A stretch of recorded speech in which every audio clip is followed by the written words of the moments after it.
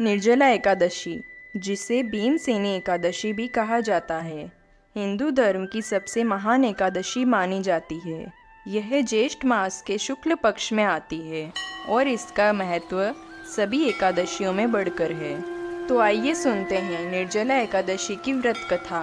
पांचों पांडव भगवान के परम भक्त थे। भीम को छोड़कर सभी भाई युधिष्ठिर, अर्जुन, नकुल और सहदेव नियम पूर्वक एकादशी का व्रत रखते थे। भीम की एक समस्या थी, उनके पेट में वृक नाम की अग्नि प्रज्वलित रहती थी, जिसके कारण वे लंबे समय तक भूखे नहीं रह पाते थे।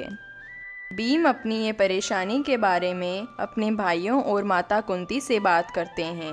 भीमसेन एकादशी का व्रत नहीं रख पाने के कारण वे चिंतित हो जाते हैं। माता कुंती भीम को अपने गुरु व्यास जी के पास जाने को बोलती है।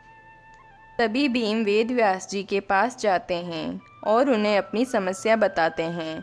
वे कहते हैं, इस वृक अग्नि के कारण मेरा एक समय भी भूखा रह पाना मुश्किल है। पूरे वर्ष भर में यदि कोई एक व्रत हो तो मैं उसे रख सकता हूँ।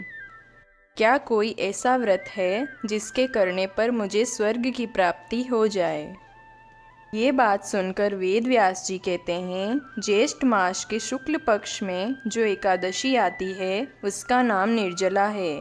तुम वही एकादशी का व्रत रखो।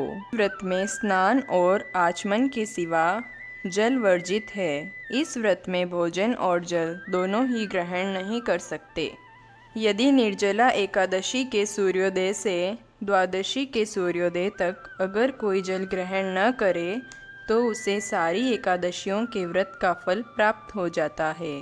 द्वादशी को सूर्योदय से पहले उठकर स्नान आदि करके ब्राह्मण भोजन कराकर दान करना चाहिए। इसके बाद खुद को भोजन कर लेना चाहिए। व्यास जी कहते हैं, इस एकादशी का पुण्य समस्त तीर्थों और दानों से अधिक है। जो एकादशी का व्रत करते हैं उन्हें भगवान पुष्पक विमान में बैठाकर स्वर्ग ले जाते हैं। संसार में सबसे श्रेष्ठ निर्जला एकादशी का ही व्रत है। इस प्रकार भीमसेन व्यास जी की आज्ञा अनुसार प्रातःकाल जल्दी उठकर भगवान विष्णु की पूजा अर्चना करके निर्जला एकादशी का व्रत करते हैं। इस प्रकार भीम के व्रत से प्रसन्न होकर भगवान विष्णु उन्हें आशीर्वाद देते हैं।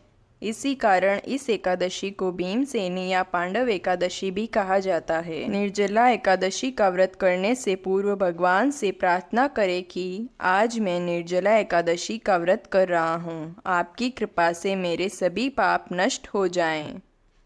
इस दिन जल से भरा हुआ घड़ा वस्त्र से ढककर दान करना चाहिए।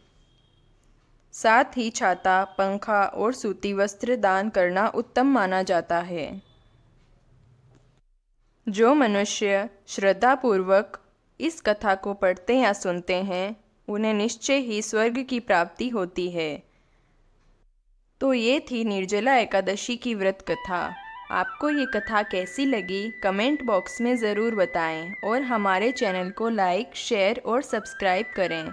जय श्री हरि विष्णु। राधे राधे।